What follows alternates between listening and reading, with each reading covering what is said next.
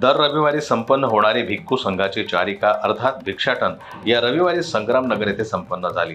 श्रद्धावान उपासक आयुष्यमान तुळशीराम पटेकर, राहुल वानखडे, लक्ष्मण सोनावणे, बाळू पवार, मिलिंद काळे, आम्रपाली बुरुडे, कैलास गायकवाड, राहुल कांबळे परिवाराच्या वतीनं भिक्खू संघास भिक्षानंदान, फळदान, आर्थिक दान, श्रद्धायुक्त चित्तानं दान करण्यात आलं.